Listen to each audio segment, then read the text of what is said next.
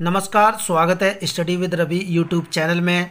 आज पढ़ेंगे रीतिकाल भाग 2। इससे पहले करवाया था भाग 1 जिसमें महत्वपूर्ण 15 प्रश्न थे।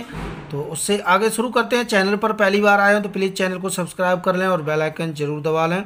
ये प्रश्न LT ग्रेड, TGT, PGT परीक्षाओं के लिए महत्वपूर्ण प्रश्न होंगे, तो प्लीज़ वीडियो को लास्ट तक देखें। इम्पोर्टेंट प्रश्न है, तो चलिए शुरू करते हैं। पहला प्रश्न है कि इश्कनामा किसका काव्य है? बोधा, घनानंद, भूषण या फिर केशव? तो इसका सही आंसर हो जाएगा, जो इश्कनामा काव्य है वो है बोधा का, तो इसलिए इसका सही आंसर है ए। अगला प्रश्न है, हाँ, और घनानंद का जो है वो है इश्कलता, और भूषण का छत्रसाल दशक है, और केशव दास का रसिक प्रिया। अगला प्रश्न है कि निम्न में से कौन सा ग्रंथ चिंतामणि का नहीं है? काव्य विवेक, कवि कुल कल्पतरु, काव्य प्रकाश या फिर कवि प्रिया? तो इसका सही आंसर है चिंतामणि का इसमें जो काव्य नहीं है वो है कवि प्रिया। काव्य विवेक, कवि कुल पतरु, काव्य प्रकाश ये चिंतामणि की रचनाएं हैं। अगला प्रश्न है, हाँ, कवि प्रिया ग्रंथ के लेखक जो हैं वो केशव दास हैं। चिंतामणि की अन्य रचनाएं हैं रसविलास, काव्य विवेक, काव्य प्रकाश, श्रृंगार मंजरी और छंद विचार। ये चिंतामणि के महत्वपूर्ण रचनाएं हैं, ग्रंथ हैं। अगला प्रश्न है कि प्रबोध पचासा रचनाकार कौन है? प्रबोध पचासा के रचनाकार कौन हैं? भूषण, देव, पद्माकर या फिर रसखान? तो इसका सही आंसर है प्रबोध पचासा के रचनाकार हैं पद्माकर।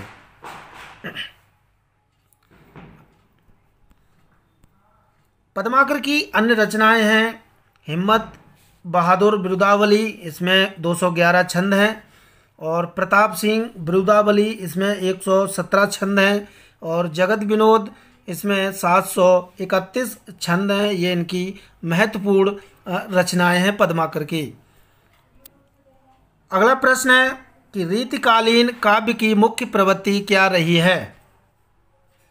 नीति, राज प्रशस्ति या फिर भक्ति या फिर श्रृंगारिकता?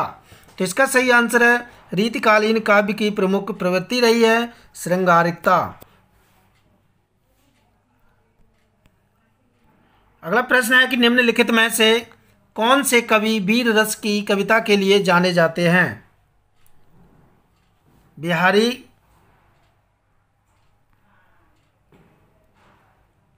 केशव, मतीराम या फिर भूषण? तो इसका सही आंसर है वीर रस की कविता के लिए जाने जाते हैं भूषण। भूषण रीतकाल कवि हैं, और इनकी अन्य रचनाएं हैं शिवराज भूषण, सेवा बावनी, छत्रसाल दशक आदि इनकी महत्वपूर्ण रचनाएं हैं। और महाराज छत्रसाल ने एक बार इनकी पालकी को कंधा लगाया था।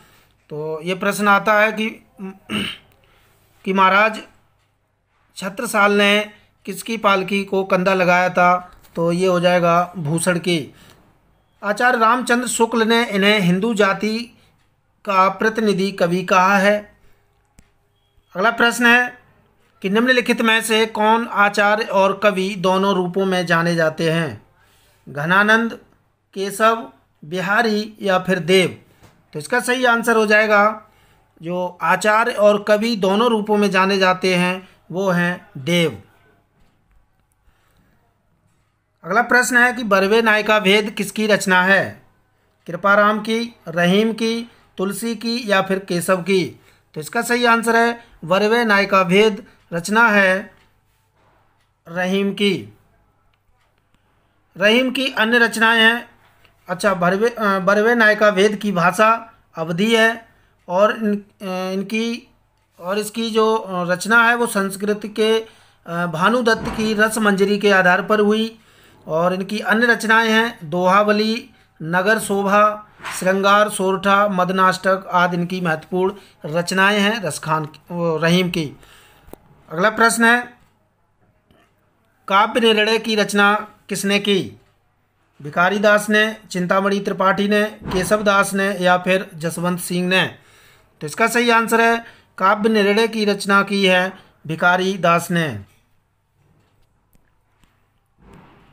भिखारी दास के अन्य काव्य ग्रंथ हैं रस सारांश, काव्य निर्णय, श्रृंगार निर्णय, छंद्रार्णव, पिंगल आदि इनकी महत्वपूर्ण रचनाएं हैं।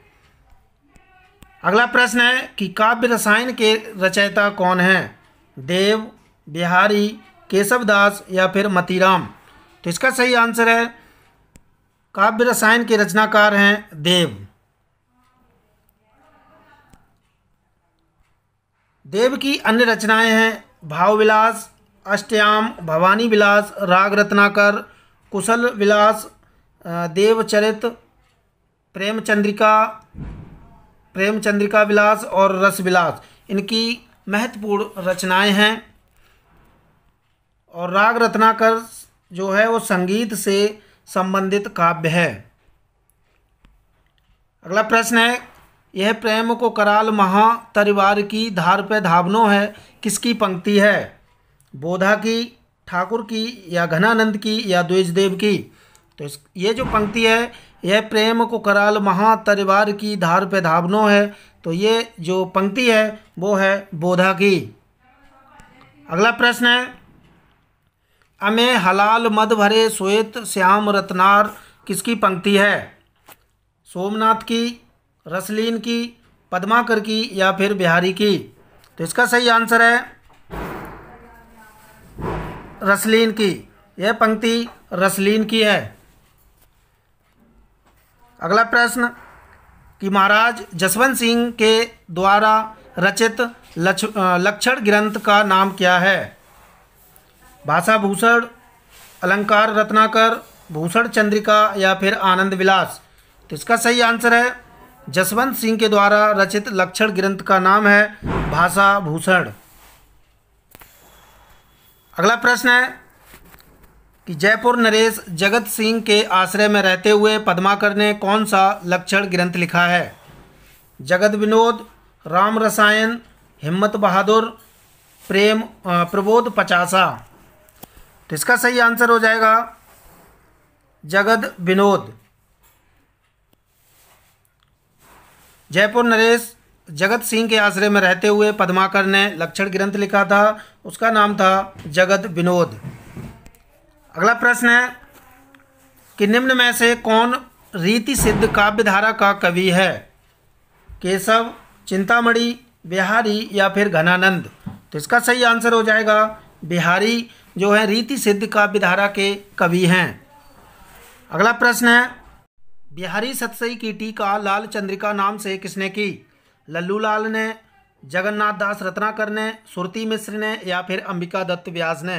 तो इसका सही आंसर हो जाएगा बिहारी सतसई की टीका लाल चंद्रिका नाम से की है लल्लू लाल ने।